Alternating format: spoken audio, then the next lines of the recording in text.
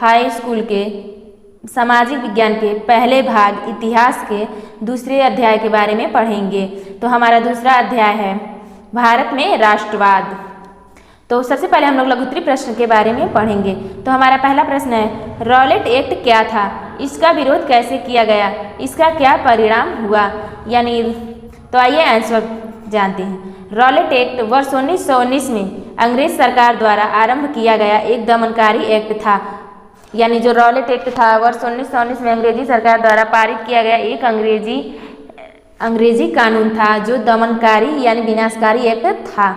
इसके अंतर्गत सरकार को राजनीतिक गतिविधियों को नष्ट करने का अधिकार दिया गया था। भारतीयों ने इस एक्ट के प्रति अपनी असहमति निम्न प्रकार से प्रकट की। यानी भारतीयों ने इस एक्ट को या इस कानून को नहीं माना, इससे असहमति जताई, जो निम्न प्रकार से है। पहला है, महात्मा गांधी ने इस कानून के विरुद्ध अहिंसात्मक सविनय अवज्ञा आंदोलन आरंभ करने का निर्णय लिया। यानी महात्मा गांधी ने उस कानून को तोड़ने के लिए बिना अहिंसात्मक का मतलब होता है बिना किसी मार झगड़े के सविनय अवज्ञा आंदोलन प्रारंभ करने का निर्णय लिया। दूसरा है, विभिन्न शहरों में रैलियों का आयोजन किया गया। तीसरा है, रेलवे वर्कशॉप में कारगर हड़ताल पर चले गए। चौथा है, यह गांधी जी का पहला देशव्यापी आंदोलन था। इसने असहयोग आंदोलन की नींव को चिन्हित किया। यानी इसने असहयोग आंदोलन की नींव को भी चिन्हित किया। 10 अप्रैल को अमृतसर में पुलिस ने एक शांतिपूर्ण जुलूस पर गोलीबारी कर दी। यानी 10 अप्रैल को अमृतसर में पुलिस ने शांतिपूर्ण कोई जुलूस निकाली गई थी, उस पर गोलीबारी की। उत्साहित लोगों ने बैंकों, डाकघरों और रेलवे स्टेशनों पर हमला कर दिया। यानी जो लोग जुलूस में शामिल थे वो भी आवेश में आकर बैंकों, डाकघरों और रेलवे स्टेशनों पर हमला किया, जिसके फलस्वरूप मार्शल लॉ लगाया गया और जनरल डायर ने कमान संभाली। हमारा दूसरा प्रश्न है, गांधी जी ने असहयोग आंदोलन क्यों स्थगित कर दिया। यानी गांधी जी ने असहयोग आंदोलन क्यों बंद कर दिया, उसका कारण पूछ रहा है। तो आंसर देखिए, 5 फरवरी 1922 को उत्तर प्रदेश के गोरखपुर जिले के चौरी चौरा नामक एक छोटे से गांव में असहयोग आंदोलन के दौरान एक जुलूस निकाला जा रहा था। यानी जिस समय महात्मा गांधी असहयोग आंदोलन चला रहे थे उस समय गोरखपुर में, उत्तर प्रदेश के गोरखपुर जिले में चौरी चौरा नामक स्थान पर कुछ लोगों ने जुलूस निकाला था या जुलूस निकाला जा रहा था। इसका नेतृत्व कर रहे लोगों पर पुलिस के जवान ने लाठीचार्ज कर दिया। जुलूस में जितने लोग थे उसका नेतृत्व कर रहे थे, पुलिस ने उन पर लाठीचार्ज कर दिया, जिससे भीड़ आक्रोशित हो गई तथा उसने पुलिस बल पर हमला कर दिया, जिससे जुलूस में सम्मिलित लोग गुस्से में आकर पुलिस पर भी हमला कर दिया। पुलिस के जवान अपनी जान बचाने को थाने में छिप गए। तो जो पुलिस कर्मी थे जो लाठीचार्ज कर रहे थे, जब भीड़ उन पे हमला करने लगी तो अपनी जान बचाने के लिए वो लोग थाने में जाके छिप गए। प्रदर्शनकारियों ने थाने को घेरकर जला दिया, जिसमें एक थानेदार और 22 पुलिसकर्मी के जवान जलकर मर गए। इस घटना से गांधी जी अत्यंत दुखी हुए और उन्होंने असहयोग आंदोलन को वापस लेने की घोषणा कर दी। हमारा अगला प्रश्न है, साइमन कमीशन के मुख्य उद्देश्यों को बताइए। तो साइमन कमीशन के मुख्य उद्देश्य निम्नलिखित हैं। पहला है, साइमन कमीशन जॉन साइमन के नेतृत्व में गठित किया गया। साइमन कमीशन का मुख्य उद्देश्य भारत में संवैधानिक व्यवस्था के कार्य की समीक्षा करना और उसके विषय में सुझाव देना था। दूसरा उद्देश्य था, भारतीय नेताओं ने इस आयोग का विरोध किया क्योंकि इसमें कोई भी भारतीय नहीं था। जो साइमन कमीशन था ये पूरी तरह से एक अंग्रेजी कमीशन था, उसमें कोई भी भारतीय सम्मिलित नहीं था, इसीलिए भारतीय नेताओं ने साइमन कमीशन का विरोध। साइमन कमीशन जब 1928 ईस्वी में भारत आया तो उसका स्वागत साइमन कमीशन वापस जाओ नारे के साथ किया गया। हमारा अगला प्रश्न है, प्रथम विश्व युद्ध का भारतीय समाज व अर्थव्यवस्था पर क्या प्रभाव पड़ा। यानी जो प्रथम विश्व युद्ध हुआ उसका भारतीय समाज पर और भारत की अर्थव्यवस्था पर क्या प्रभाव पड़ा। तो आंसर देखिए, प्रथम विश्व युद्ध का भारतीय समाज व अर्थव्यवस्था पर निम्न प्रभाव पड़ा। पहला है, इस विश्व युद्ध ने एक नई आर्थिक और राजनीतिक स्थिति पैदा कर दी। प्रथम विश्व युद्ध के बाद एक नई आर्थिक एवं राजनीतिक स्थिति पैदा हुई।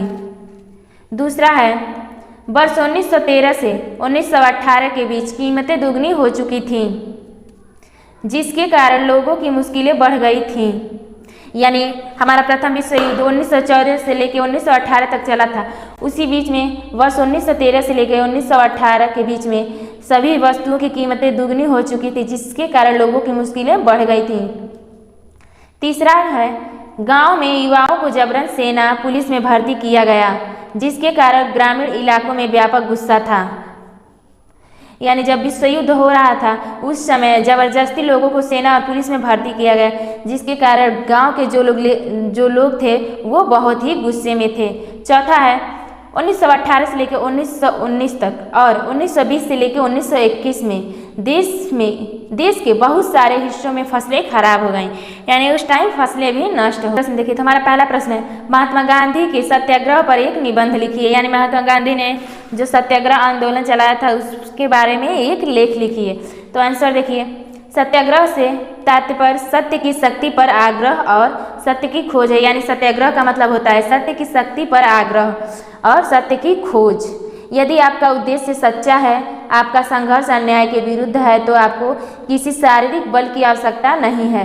सत्याग्रह एक प्रकार से दमनकारियों के विरुद्ध जन आंदोलन का एक अहिंसावादी ढंग माना जाता है। गांधी जी द्वारा आयोजित कुछ सत्याग्रह निम्न है। पहला है, गांधी जी ने दक्षिण अफ्रीका में सत्याग्रह की तकनीक का सफल प्रयोग किया। दूसरा है, वर्ष 1916 में उन्होंने चंपारण के किसानों को न्याय दिलाने के लिए संघर्ष किया और सरकार को 1918 में चंपारण के किसानों के कल्याण के लिए एक अधिनियम पारित करना पड़ा। तीसरा है, वर्ष 1917 में उन्होंने गुजरात के खेड़ा जिले के किसानों के मदद के लिए सत्याग्रह का आयोजन किया। फसल खराब हो जाने और प्लेग की महामारी के कारण खेड़ा जिले के किसान लगान चुकाने के हालत में नहीं थे। वे चाहते थे कि लगान वसूली में ढील दी जाए। यानी जो गुजरात के खेड़ा जिले के किसान थे उनकी फसलें भी नष्ट हो गई थी और उस समय वहाँ पे प्लेग नामक जो रोग है उसकी महामारी चल रही थी। तो जो किसान थे वो चाहते थे कि जो सरकार को वो कर यानी टैक्स या लगान भरते थे वो भरने की हालत में नहीं थे, यानी उनकी स्थिति सही नहीं थी, तो वो चाहते थे लगान की वसूली में थोड़ी छूट दी जाए। चौथा है, पुनः वर्ष 1918 में गांधी जी ने अहमदाबाद के मिल श्रमिकों की हड़ताल में हस्तक्षेप किया तथा उनके वेतन में वृद्धि हुई। अब हमारा अगला क्वेश्चन है, ग्रामीण क्षेत्रों में असहयोग आंदोलन की स्थिति का वर्णन कीजिए। यानी ग्रामीण जो क्षेत्र थे उस समय असहयोग आंदोलन की स्थिति क्या थी उसके बारे में बताइए।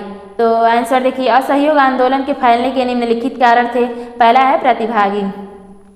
ग्राम्य क्षेत्रों में आंदोलन का नेतृत्व किसानों, जनजातीय लोगों तथा स्थानीय नेताओं ने किया।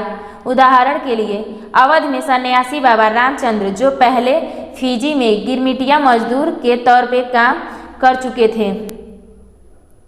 यानी अवध में एक सन्यासी बाबा रामचंद्र थे, उन्होंने उसका नेतृत्व किया था। अगला है, ग्रामीण लोगों की भागीदारी। ग्रामीण क्षेत्रों में यह आंदोलन अंग्रेजों के विरुद्ध न होकर तालुकेदारों तथा जमींदारों के विरुद्ध था। ग्रामीण जो हमारा असहयोग आंदोलन था, महात्मा गांधी ने तो अंग्रेजों के विरुद्ध चलाया था, लेकिन ग्रामीण क्षेत्रों में असहयोग आंदोलन अंग्रेजों के विरुद्ध न होकर तालुकेदारों और जमींदारों के विरुद्ध था। ग्रामीण लोगों की समस्याएं नगरीय लोगों से भिन्न थी। जो शहर के लोग थे, ग्रामीण लोगों की समस्या शहरी लोगों की समस्या से भिन्न थी। जमींदार ऊंची लगान तथा विभिन्न प्रकार के कर दूसरों से वसूलते थे। जो जमींदार हैं वो ऊंची लगान और दूसरे कर दूसरों से वसूलते थे। अक्टूबर तक जवाहरलाल नेहरू, बाबा रामचंद्र तथा कुछ अन्य लोगों के नेतृत्व में अवध किसान सभा का गठन कर लिया गया। जब वर्ष 1921 में आंदोलन फैला तो तालुकेदारों और व्यापारियों के मकानों पर हमले होने लगे। आंदोलन हिंसक हो उठा, जिसे कुछ कांग्रेसी नेताओं ने पसंद नहीं किया।